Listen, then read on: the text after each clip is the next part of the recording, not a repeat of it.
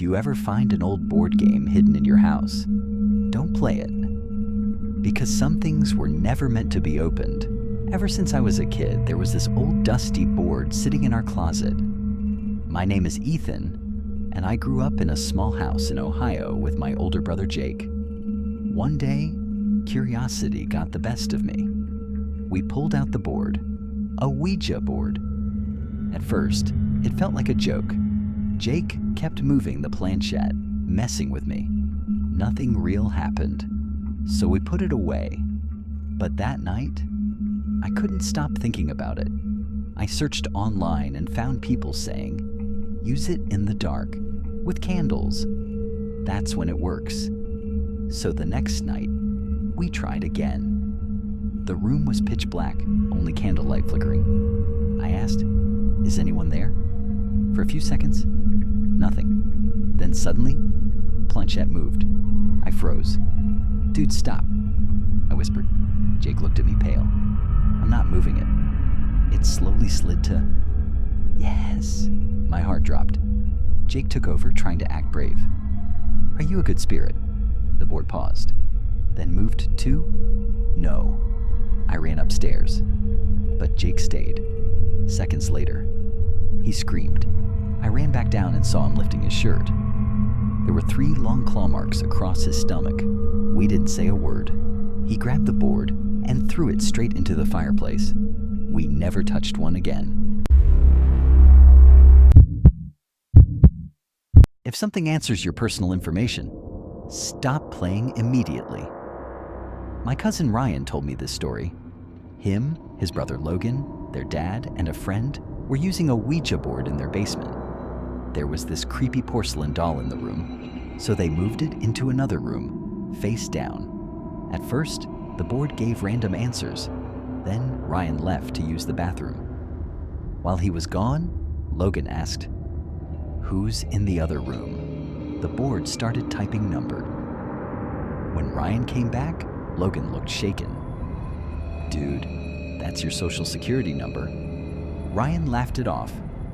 But then the board said something worse. It told him he would die in the Air Force. They got nervous and said, "Prove you're real." The board spelled D-O-L-L, silence, filled the room. They slowly walked to the other room, opened the door. The doll was no longer face down. It was standing upright, right in front of the door, staring at them. They all ran. The board was burned that night, but Ryan still joined the Air Force. If a Ouija board ever tells you when you'll die, don't wait to find out. My name is Caleb, and this happened when I was 17. Me and a couple of my friends found an old Ouija board near a dumping area behind an abandoned park. That alone should have been enough of a warning. But we didn't think much of it. What was strange, though, was how clean it looked. No dirt, no scratches. Almost like someone had placed it there, on purpose. That night, we decided to try it. At first, it was just jokes. We were moving the glass piece ourselves, trying to mess with each other. But after a while, something felt off. Even when no one was really pushing it, the glass would slightly drift, just barely. Like something else was there, guiding it. Eventually, everyone got bored. It was just me and my friend Dylan left. The room was dead silent, so I asked the question I shouldn't have asked. When will I die? The glass didn't move right away. Then, slowly, T-O-M-O-R-R-O-W.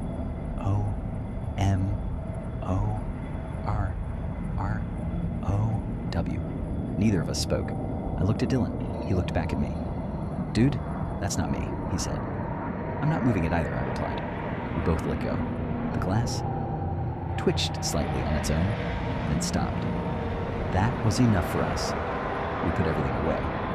But that night, I couldn't sleep. It felt like someone was in the room with me, watching. The next day, everything seemed normal at first, but my dog started acting weird. He kept staring at the front door, low growling, like someone was standing outside. I checked. Nothing. So I took him out for a walk. That's when everything went wrong. His collar suddenly snapped. He bolted straight into the road. I ran after him. And out of nowhere, a car came speeding toward us. The horn was deafening. I jumped back at the last second. The car barely missed me, brushing past my leg. If I had been 1 second slower, I would have been dead. I went home shaken, tried to convince myself it was just a coincidence, but it didn't stop there. Later that day, I was sitting under the ceiling fan in the kitchen. That's when I heard it. A faint ticking sound. Tick, tick, tick, like something was loose. I looked up. The fan was wobbling slightly. Before I could react, crash. The entire fan came down, right onto the spot where I'd been sitting just seconds earlier. Glass shattered everywhere. Pieces flew across the room. One shard cut my arm. I just stood there, frozen. That night, I went to check the Ouija board again. I don't even know why. Maybe I needed answers. But when I opened the box, the planchette wasn't in the center anymore. It was placed directly on the word yes. I never touched that board again. Playing with a Ouija board alone is the worst mistake you can make, because there's no one there to help you. My name is Brandon. This happened one weekend when I get the entire house to myself. Storm outside, rain hitting the windows, perfect setting. Or at least, that's what I thought.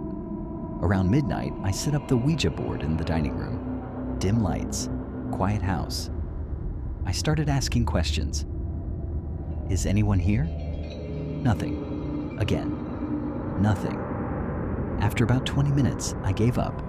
But right as I stood up to leave, I swear I heard something. A whisper, soft, almost right next to me. Don't leave. I froze, slowly turned around. No one was there.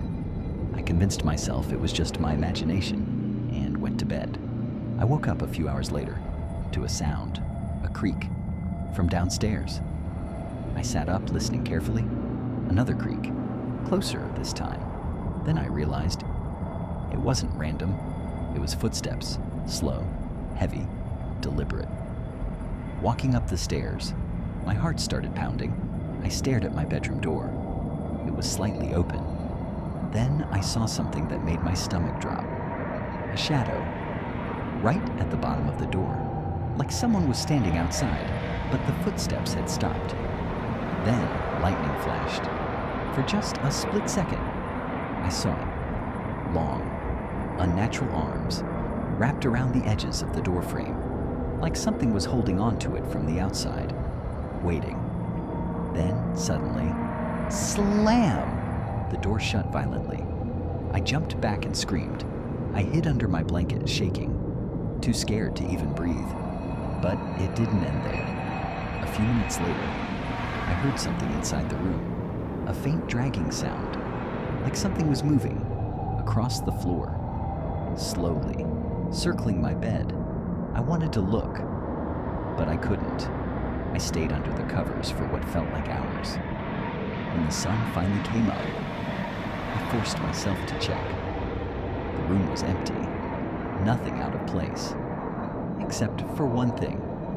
The Ouija board was no longer downstairs. It was back on the dining table, perfectly placed, like it had never been moved.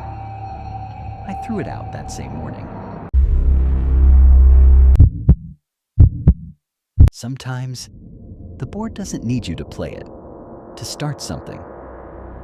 My name is Tyler. I got a Ouija board from a friend in a trade. Didn't even care about using it. It just looked cool. So I left it in my living room. Forgot about it. The next morning, something was off. 2 plants on my table had been knocked over, dirt everywhere, and the Ouija board was sitting neatly in the center of the table. I didn't remember putting it there at all. That night, I was lying in bed when I heard a sound. Click. I looked toward my closet. The light was on. I was sure I had turned it off. I got up, turned it off again, and went back to bed. 10 minutes later, click.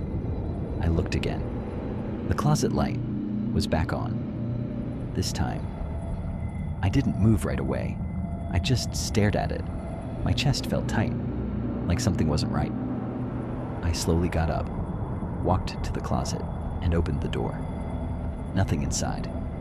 I turned off the light again, closed the door, went back to bed. Then it happened.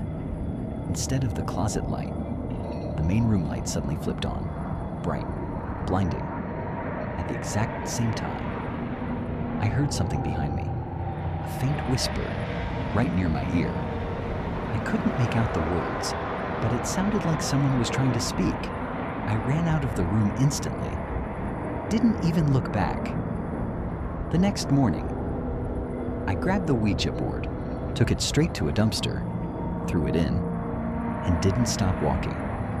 That night, for the first time in days, everything was quiet. No lights, no sounds, nothing. Whatever was there was finally gone.